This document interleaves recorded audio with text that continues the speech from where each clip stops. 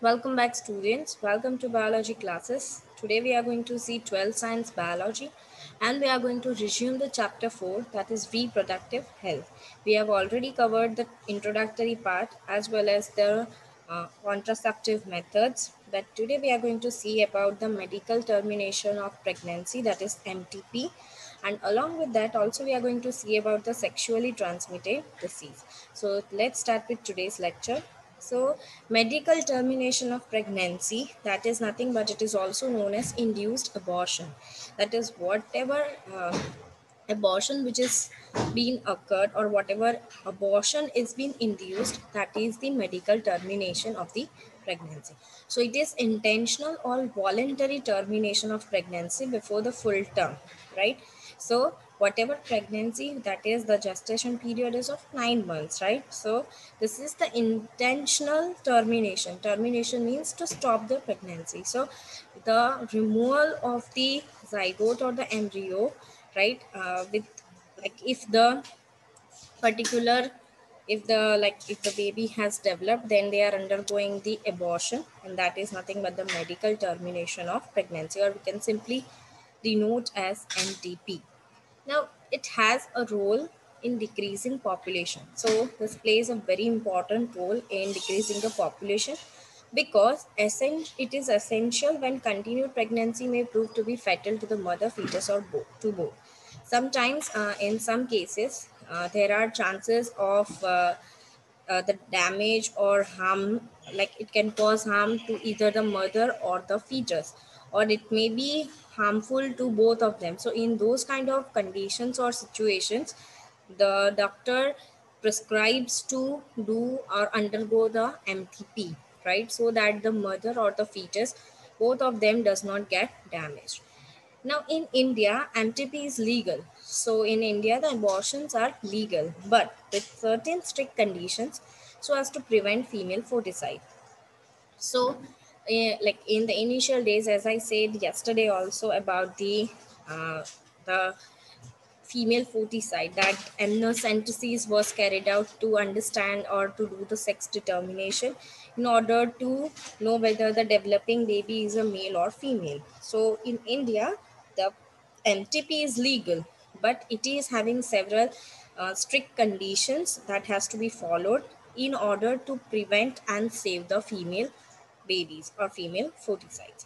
But in some places, MTP is used with amniocentesis, and when the fetus is female, it is aborted. Such practices can be proved to be fatal to the mother as well. So sometimes, in some places, this MTP is used with amniocentesis to determine the sex of the baby, and when they are knowing that the developing baby is a female, then they are aborting it. So this can be fatal to the mother. So at the 5th month, if the abortion has been occurred, so it can also be harmful for the mother as well. So this is about the medical termination of pregnancy. Now we are going to start with the sexually transmitted disease, right? So the sexually transmitted disease is also denoted as STD, and the disease which are transmitted sexually, that is when a sexual contact between the two partners is carried out. At that time, whatever disease are being transmitted from one person to the next person, this all type of disease are known as sexually transmitted disease. Now this sexually transmitted disease are also called as venereal disease, or it is denoted as VD, or they are also known as reproductive tract infections, that is RTI. So these are the three different names of the STDs, right? Now we are going to see several disease which are transmitted sexually. The first is gonorrhea. There is no description which has been given in your textbook, but in order to understand that what exactly occurs in the disease, I have shown here the definition and what happens in it and what are the common symptoms which are seen. So gonorrhea, it is a bacterial infection which is transmitted from when a particular person is coming in sexually coming in contact with the another person, and this occurs in both male as well as females. Now this affects the urethra, from where the urine has been ejected out, then the rectum, as well as the throat. In females, it can also affect the cervix region, and this is commonly spread during the vaginal, oral, or anal sex, right? So these are the things, or these are the common spread which is being seen. So this is the sexual contact through which the gonorrhea is being spreaded. The second is syphilis. Syphilis is a bacterial infection, and this is usually spread by sexual contact again. So when this all disease are being passed to the another partner when a particular person is coming in contact with the other person by means of sexual contact. So syphilis is also an infection which is being caused by a bacterium, and the disease starts as a painless sores, right? Painless sore means there will be no pain, right? But there will be slight pain which will be observed in the like on the genitals, rectum, as well as the mouth. Then the third is chlamydiasis. This is a sexually transmitted disease in humans which is caused by the bacterium, that is Chlamydia trachomatis, right? So this is the bacterium name, that is Chlamydia trachomatis, and this bacterium is responsible for causing the chlamydomyces, right? Now, this is a major infectious cause of human genital and eye disease.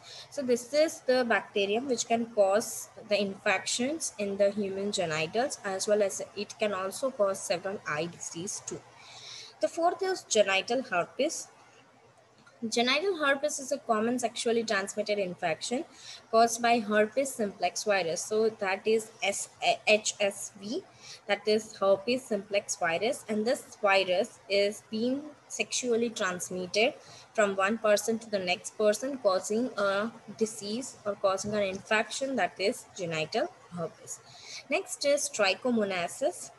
This is a common sexually transmitted infection which is caused by a parasite. So this can be asked in MCQ also, that which sexually transmitted disease is caused by a parasite, and that is trichomonasis.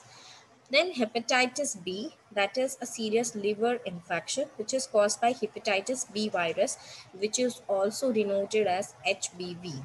So this hepatitis B virus, they act upon the liver, and it causes a serious liver infection, and it leads to the failure of the liver.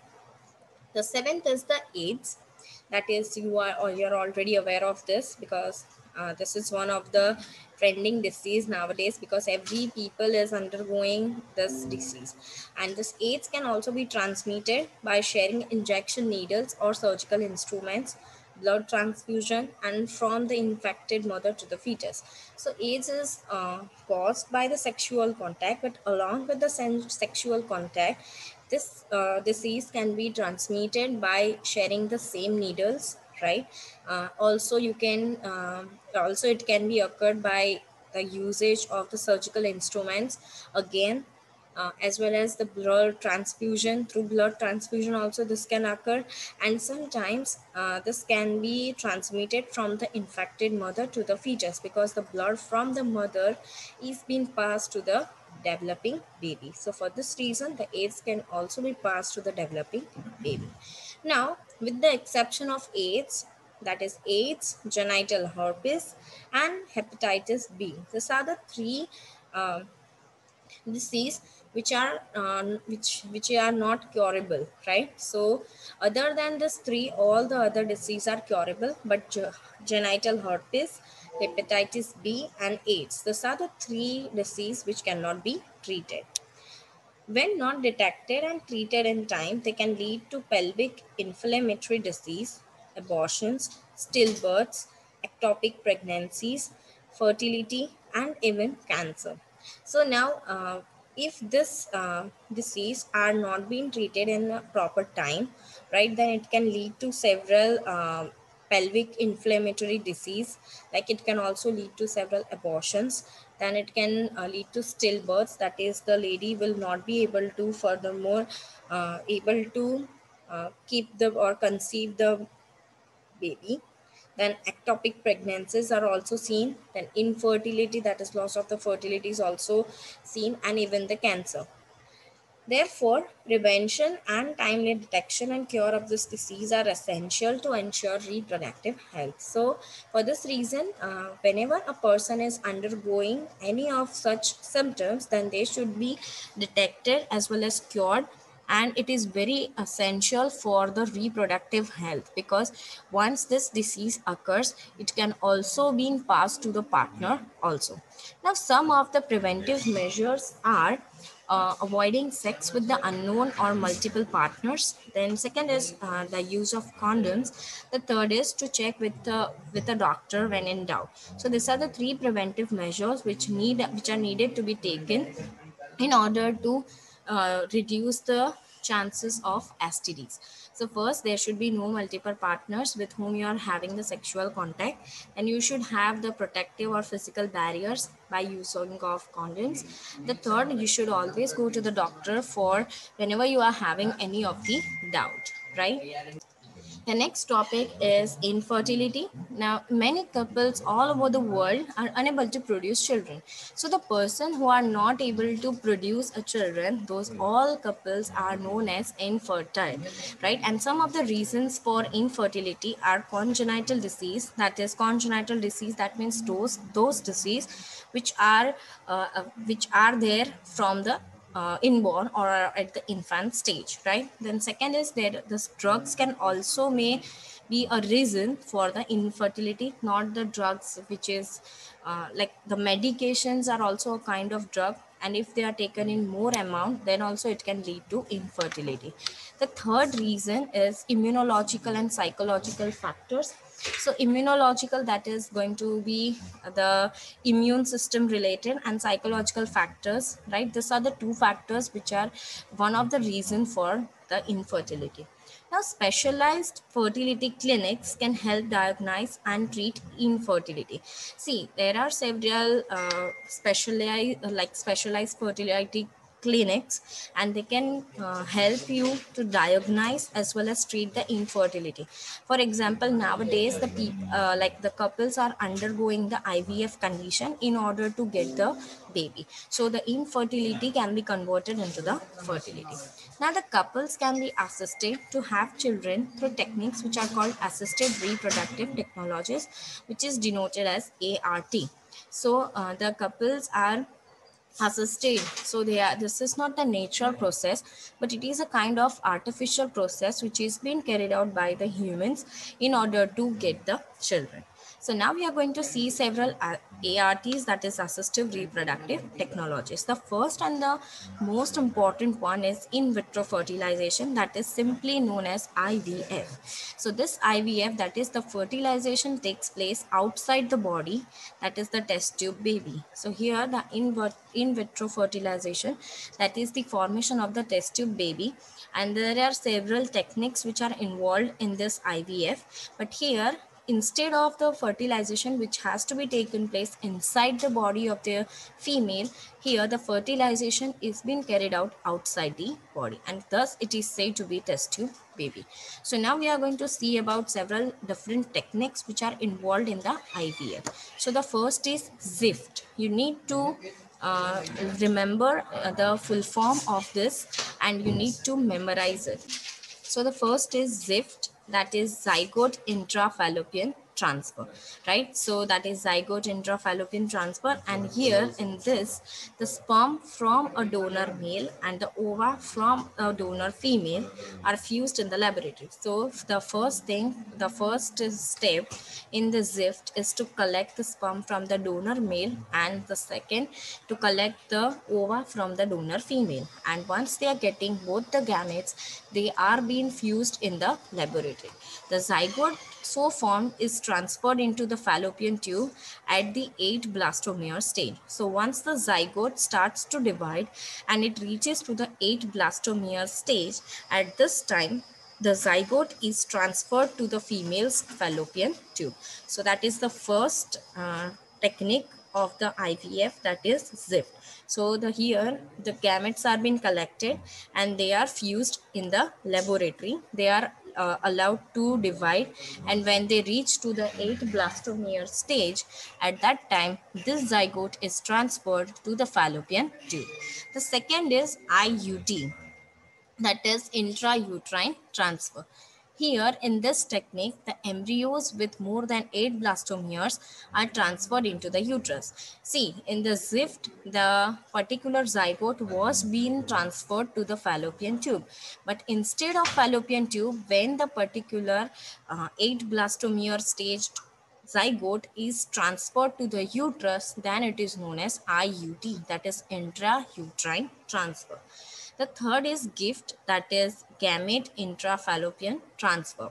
So here the females cannot produce ovum but can provide suitable conditions for the fertilization of ovum, are provided with ovum from a donor.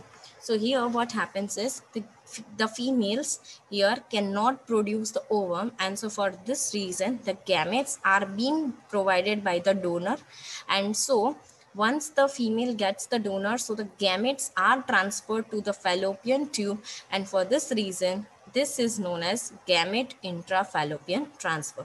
So when the gametes are being transferred inside the female, uh, which have the ability to carry out the whole pregnancy, that is known as gift.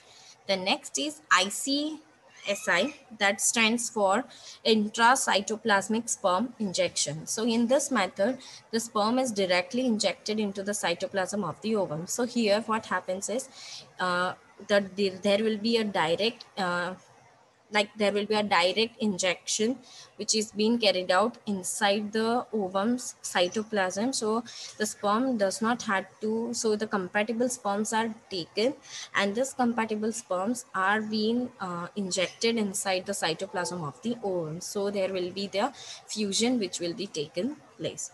The next is artificial insemination, and in this technique, the semen is collected from the husband or a donor and is injected into the vagina or uterus. This cures the infertility arising from the inability of the male partner to ejaculate or due to the low sperm count. So here, when the particular male is infertile in nature sometimes, and the male partner is not having the ability to ejaculate the semen properly, or the particular male is having very low sperm count, so at this time the artificial insemination is done. So in this technique the semen is being collected from the husband or whoever the donor is, and these sperms are being injected artificially inside the female's uterus or vagina. So then another, the sperms are able to easily enter inside the female's reproductive tract. So this is all about the different types of the or different techniques which are involved in the assisted reproductive technology, or we can say IVF. So here this we complete this chapter. I hope you are very clear with today's topic, and I hope to see you again. Thank you.